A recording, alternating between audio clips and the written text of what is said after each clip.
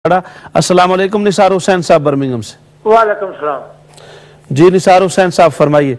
जनाब मैं शाह साहब से ये पूछना चाहता हूँ, अभी ये फरमा रहे थे कि पीर अब्दुल कादिर जिलानी से आप मदद मांग सकते हैं, तो जब हम नमाज पढ़ते हैं तो सूरत फातिहा पढ़ते हैं तो उसमें क्या पढ़ते हैं?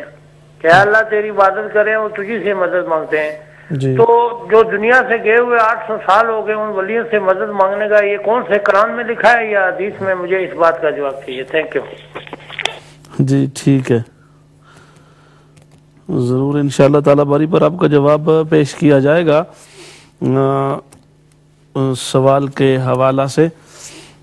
जी शाह साहब आप फरमा रहे थे इरशाद के हुजूर गौसे पाक की गौसियत का हजरत इमाम मेहदी के ज़माना में क्या? तो कलाम जारी था बिस्मिल्लाहिर्रहमानिर्रहीम कि मैं ये बात अर्ज कर रहा था कि हुजूर गरीब नवाज सुल्तानुल हिंद शहनशाह चिश्त सरकार आप फरमाते हैं कि आपका कदम अनवर जो है वो सिर्फ हमारी गर्दनों पर नहीं, हमारे सरों पर, हमारी आंखों पर, और इसीलिए गौसे पाक शहनशाह बगदाद ने फरमाया कि अलाउद्दीन हसन सजरी का बेटा गरीब नवाज मोइनुद्दीन उसने हमारी सबकत की है, हमारे दावे की कबूलियत में हमने उसे हिंद के वलियों का बादशाह बनाया। सुल्तान हिंद का खिताब हजरत गौस पाक जनाब की बारगाह से हजरत गरीब नवाज सरकार को मिला है। और हजरत ख्वाजा खाजगां बहाउद्दीन नक्शबंद सरकार आपकी बादशाहत को तस्लीम करते हैं, और हजरत शेख शहाबुद्दीन सोहरवर्दी तो आपकी करामत का समर है। तो तमाम सलासिल आपकी बादशाहत को तस्लीम करते हैं। लेकिन यहां इस मकाम पर मैं इमाम अहमद रजा खां बरेलवी रहमतुल्लाह ताला अलैह और हमारे को यूम ज़मानी कुतुब रब्बानी हजरत मुजद्दिद अल-हुसैनी के मकतूब से मैं ये मकाम मुतय्यन करना चाहता हूं।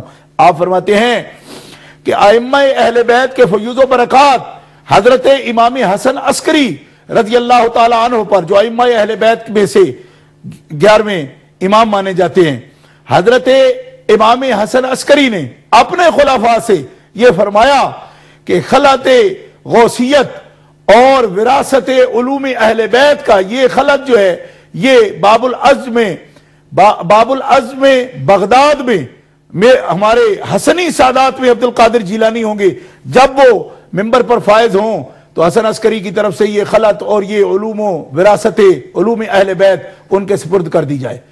और इस मकाम पर हजरत मुजद्दिद अल-अफ़सानी मकतूब ख्वाजा नूर मोहम्मद त्यारी के नाम मकतूब में फरमाते हैं कि जब नौबत वहीं जा रसीद, जब मामला यहां तक पहुंचा कि इमाम हसन अस्करी ने वो फयूज़ो बरक़ात उलूम विरासत अहले बैत जो आपके वालिद हजरत इमाम अली नकी की तरफ से आपके पास पहुंचे, और उनके पास हजरत इमाम मोहम्मद तकी की तरफ से पहुंचे, और उनके पास इमाम अली रजा की तरफ से पहुंचे, उनके पास इमाम मूसा काजिम से पहुंचे, उनके पास इमाम जाफर सादिक से पहुंचे, उनके पास इमाम मोहम्मद बाकर से पहुंचे, उनके पास इमाम ज़ैनुल आबिदीन से पहुंचे, उनके पास इमाम हुसैन अली मकाम से पहुंचे, उनके पास इमाम हसन मुज्तबा से पहुंचे, उनके पास मौला अली शेर खुदा से पहुंचे, उनके पास जनाब मोहम्मद रसूलुल्लाह से पहुंचे। वो फयूज़ बरक़ात इमाम हसन अस्करी ने हुज़ूर गौस पाक के हवाले फरमाए हैं अपने खुलफा के जरिए। और हज़रत मुजद्दिद फरमाते हैं गौसियत कुबरा और कुतुबियत कामिला और फर्दियत अकमला जब आप तक पहुंची है तो आप सिर्रे दायरा विलायत हैं। अब इमाम महदी के नुज़ूल तक जिसको भी विलायत की कोई खैरात मिलने वाली है वो अब्दुल कादिर जिलानी के कदमों से मिलेगी। ये हजरत मुजद्दिद अल-अफ़सानी ने खुद वज़ाहत फरमाई है, आपके बगैर कोई भी मार्फत की खैरात को जो विलायत का राही है ना और सलूक का राही है उसको हुज़ूर गौसुस सकलैन की मदद के बगैर राह नहीं मिल सकती। अब आपके पास वो तमाम कुंजी है, सिर्रे दायरा विलायत आप हैं, और इसकी आपने वजाहत फरमाई है इस मकाम पर भी। और मेरे आला हज़रत रहमतुल्लाह अलैह फतावा रज़विया शरीफ में इसकी वजाहत फरमा रहे हैं, सफ़ा नंबर 362 पर मैं ये जिल्द नंबर 28 से मैं ये इबारत पेश कर रहा हूं।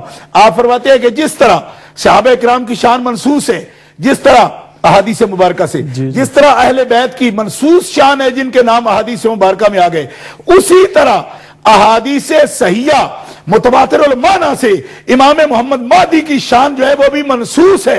लिहाजा हुजूर गौसुस सकलैन के दर्जात आलिया की मुंतहा हजरत सैयदना इमाम मोहम्मद महदी है। क्यों कि आप जिनकी शान मनसूस हैं उन पर आपको फजीलत नहीं है। लिहाजा इमाम मोहम्मद महदी की तशरीफ आवरी तक मेरे गौसे बगदाद का सिक्का चलता है, और जब इमाम मोहम्मद महदी आएंगे वो गौसुल आजम भी वो हैं, फर्दुल अकमल भी वो हैं, इमामुल आजम भी वो हैं, वही शान वाले हैं, और वो वही ہیں کہ جن سے حسن مجتبیٰ کی شان ظاہر ہوگی، اور اس وقت خلافت الہیہ کا سر آپ کے سر ہی سیرا سجے گا، اور سب کرامتیں، سب شرافتیں اور سب نسبتیں اس وقت امام محمد مہدی کے پاس موجود ہوں گی۔ اعلیٰ حضرت سرکار فرماتے ہیں ان کا استثناء اس سے ثابت ہوا کہ ان کی شان منصوص ہے، اور جن کی شان منصوص ہے ان پر ہم ان کی افضلیت کا دعویٰ نہ کرتے ہیں اور نہ یہ درست ہے۔ بہت خوب، بہت خوب، ماشاءاللہ، بڑے ہی پیارے نکتہ کی وضاحت فرمائی شاہ صاحب نے۔ اگلا ہمارا سوال حاجی محمد افضل صاحب نے نیلسن سے جو کیا حضرت، ان کا سوال یہ تھا کہ اگر کسی شخص کو کامل پیر نہ مل سکے اور وہ حضور غوث پاک کا تصور کر کے، ڈاکٹر سائرہ صاحبہ ہیں سوال پر جانے سے پہلے آئرلینڈ سے۔ السلام علیکم ڈاکٹر سائرہ۔ جی وعلیکم السلام۔ جی آپ مولانا صاحب بول رہے ہیں؟ جی آپ فرمائیے۔ جی مولانا صاحب دیکھیں میری بات سنیں کہ یہ آپ جو یہ لوگوں کو اس طرح،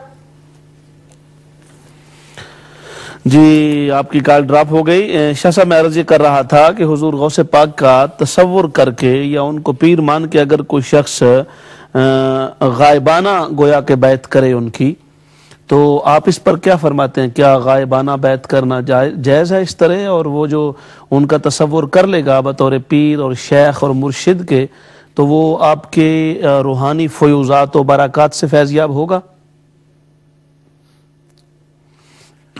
آپ کے حضور غوث پاک سرکار کے فرامین عالیہ میں، مکتوبات عالیہ میں بھی یہ بات موجود ہے جی کہ جس نے میری نسبت حاصل کر لی، جس نے خود کو میرے نام سے جوڑ لیا، منسوب کر دیا، جی میں اس کے سر پر اسی طرح ہوں جس طرح کہ تمہارے سر پر آسمان سایہ کنا ہے۔ یدی میرا ہاتھ جو ہے علی مریدی، جی یعنی میرا ہاتھ مرید کے سر پر اسی طرح ہے جیسا کہ آسمان جو ہے، سما جو ہے تم پر سایہ کنا ہے، اس طرح جس نے میری طرف خود کو منسوب کیا ہے۔ لیکن میں اس بارے میں یہ کہتا ہوں کہ اس آزمائش میں اپنے آقا و مولا کو نہیں ڈالنا چاہیے۔ کیوں کہ آپ نے اپنے بعد باقاعدہ طور پر قطب جو مقرر فرمایا وہ شیخ علی حیتی ہے، ٹھیک، اور ان کے بعد کی آپ نے فرمایا کہ شیخ علی حیتی قطب کو مقرر کرے گا، اور انہوں نے حضرت خواجہ خلیل، حضرت شیخ خلیل سرسری رحمت اللہ علیہ کو آپ کے قائم مقام قطب مقرر فرمایا۔ حضرت علی حیتی جو ہے وہ 3 سال بعد حضرت کے بعد وصال علی کے بعد ان کا وصال ہوا ہے۔ تو حضرت سرکار نے خلافت کا اور اپنے قائم مقام مقرر کرنے کا سلسلہ اسی لیے مقرر فرمایا کہ دیکھو نسبت بڑی چیز ہے، لیکن نسبت کے ساتھ تربیت جو ہے یہ سلوک کا راستہ ہے۔ آپ نے باقاعدہ، آپ کے مکتوبات موجود ہیں، آپ کے مواعظ موجود ہیں، آپ کی اخلاق عالیہ پر کتابیں موجود ہیں، اور اس کے ساتھ ساتھ آپ نے اپنے سلسلہ میں خلفاء مقرر فرمائے، اور جب خلفاء مقرر فرما دیے ہیں تو پھر صرف نسبت کا کر کے اگر کوئی بیٹھ رہے گا تو سرکار کا فیض تو موجود رہے گا، لیکن آپ کے سلسلہ سے ادھر ادھر جانا اور خام خواہ ایک ایسا کر کے بیٹھنا، اس کی ضرورت کیا ہے؟ آپ کے سلسلے کے کامل لوگ جو ہیں وہ ہر دور کے اندر موجود رہے ہیں۔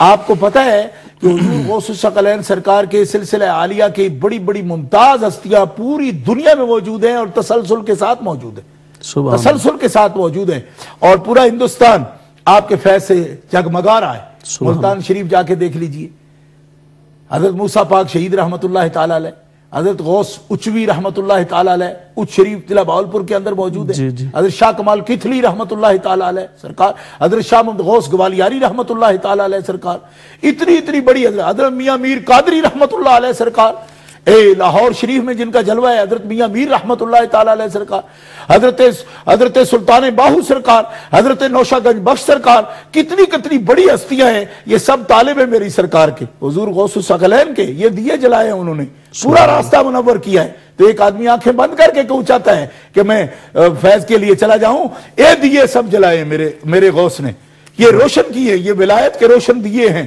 ان سے روشنی حاصل کرے۔ ہمارے حضور سید فاضل شاہ رحمت اللہ تعالیٰ علیہ سرکار، میرے دادا حضرت سید عالم شاہ رحمت اللہ علیہ کے پیر حضرت سید فاضل شاہ بٹالوی رحمت اللہ علیہ سرکار، قادریہ طریقت کے بادشاہ، سب دیے جل رہے، آج تک جل رہے ہیں۔ تو ان سے فیض حاصل کرنے کے لیے متوجہ ہونا چاہیے اور تربیت حاصل کرنی چاہیے، درود شریف غوثیہ کی اور صلاۃ غوثیہ کی اور صلاۃ الاسرار کی اور آپ کے طریقے پر دروشی پڑھنا، آپ کے طریقے پر کبریت احمر شریف پڑھنا، قصیدہ غوثیہ شریف پڑھنا اور ختم شریف درود قادریہ پڑھنا، اس نسبت عالیہ علیہ کو حاصل کرنے کے لیے خود کو مٹانا اور اس تربیت میں آنا جو تربیت سرکار نے اپنے درویشوں کی فرمائی ہے، وہ آج بھی موجود ہے۔ سرکار بیٹالہ کا فیضان آج بھی موجود ہے، اور اسی طرح میرے حضور میاں میر قادری رحمت اللہ علیہ لاہور شریف میں جلوہ فرمائے، فیض آپ کا جاری و ساری ہے۔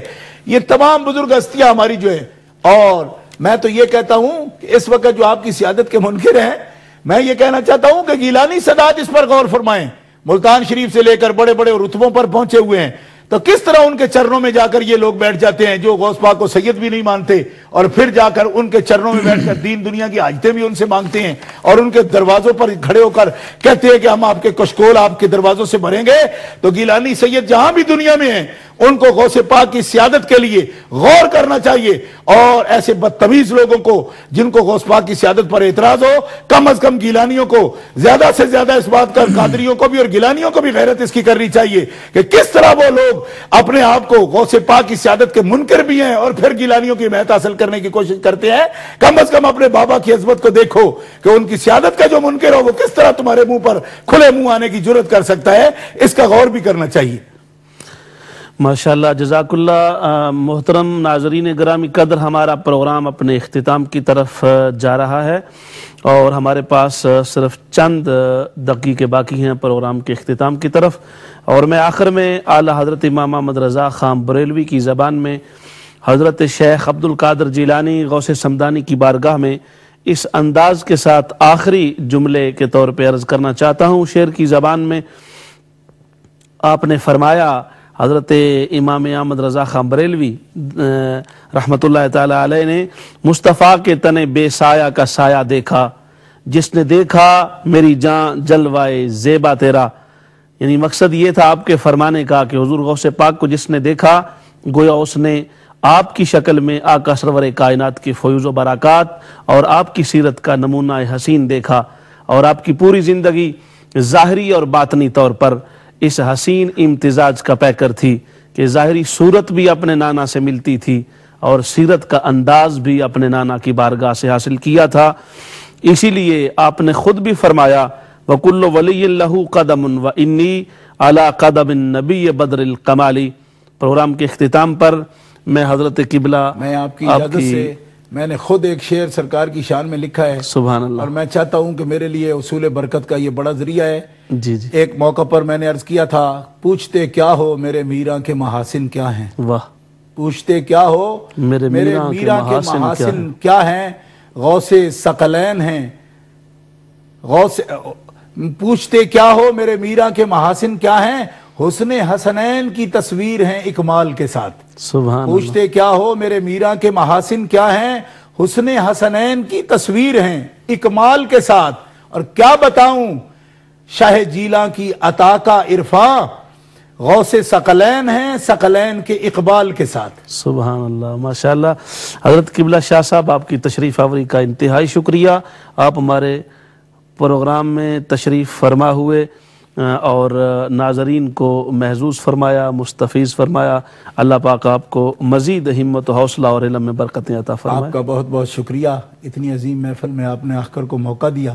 امہ چینل کا بھی اور آپ کا بھی میں شکریہ ادا۔ جزاکم اللہ۔ امہ چینل کی پوری ٹیم کا شکریہ، تمام ناظرین و ناظرات کا شکریہ، اور سب کے لیے دعا گوں گے اللہ تبارک و تعالی سب کی حاضری کو اپنی بارگاہ میں قبول و منظور فرمائے، اور حضور غوث پاک رضی اللہ تعالی عنہ کی تعلیمات پر عمل کی توفیق عطا فرمائے۔